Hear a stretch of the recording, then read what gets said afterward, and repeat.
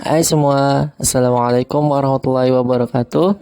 Nama saya Oki Rizky Fatullah, peserta pelatihan reguler di kejuruan Data Analis PPKD Jakarta Selatan. Saat ini, saya akan membahas metodologi standar industri yang paling umum digunakan dalam proyek data mining dan data science, yaitu CRISP-DM. Apa itu CRISP-DM? Cross Industry Standard Process for Data Mining atau CRISP-DM merupakan kerangka kerja 6 tahapan yang memberikan panduan terstruktur untuk menjalankan proyek data science.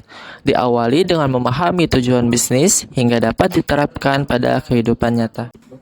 Gambar ini merupakan workflow atau alur kerja CRISP-DM. Yang pertama diawali dengan business understanding, kemudian data understanding, kemudian bisa berbalik kembali ke business understanding atau langsung ke data preparation. Kemudian langsung ke modeling, dan di modeling ini bisa kembali lagi ke data preparation jika dibutuhkan. Kemudian menuju ke evaluation atau evaluasi, dan pada evaluasi ini bisa balik ke business understanding untuk mencari pemahaman lagi mengenai bisnis yang sudah dievaluasi, atau langsung ke deployment atau penerapan dari hasil modeling yang sudah dibuat. Business understanding atau pemahaman bisnis. Fase ini adalah tentang mendefinisikan apa masalah yang ingin kita selesaikan dan mengapa ini penting bagi bisnis. Intinya pada fase ini ialah menentukan tujuan bisnis dan juga tujuan data mining yang diraih nantinya. Yang kedua ada data understanding atau pemahaman data. Fase ini fokus pada pengumpulan data awal dan mendapatkan pemahaman mendalam tentang data yang kita miliki. Intinya yaitu pengumpulan, deskripsi, dan eksplorasi data yang dibutuhkan. Yang ketiga ada data preparation atau persiapan data. Fase ini seringkali memakan waktu terlama. Tujuannya adalah mengubah data mentah menjadi dataset akhir yang bersih dan siap untuk modeling.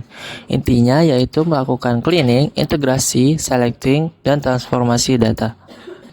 Kemudian yang keempat ada modeling atau pemodelan, yaitu memilih dan menerapkan teknik machine learning atau data mining untuk mencapai tujuan proyek. Intinya yaitu memilih algoritma yang cocok dan sesuai, dan juga melatih dataset yang dimiliki.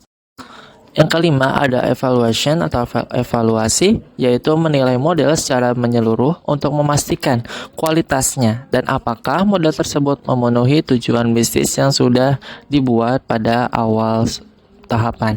Intinya yaitu melakukan evaluasi matriks pada pemodelan dan juga meninjau ulang hasil bisnis apakah model yang dapat diterima dari sudut pandang bisnis. Selanjutnya kita dapat membahas studi kasus terkait dengan alur kerja CRISP-DM. Di sini contohnya yaitu judulnya prediksi penyakit jantung.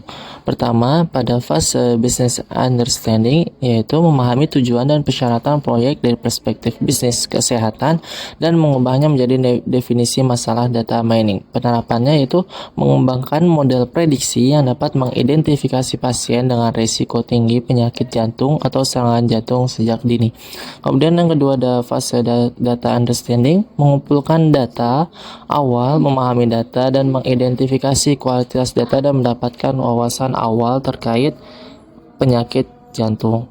Kemudian yang ketiga ada data preparation, yaitu membangun dataset akhir dari data mentah yang sudah didapat sehingga menjadi data yang bersih dan siap untuk dijadikan modeling menggunakan algoritma yang dipilih.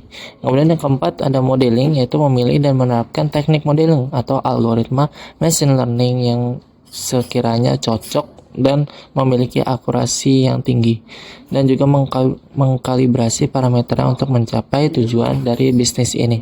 Yang kelima ada evaluation, yaitu mengevaluasi model secara menyeluruh dan menentukan apakah model tersebut mencapai tujuan bisnis yang telah ditetapkan.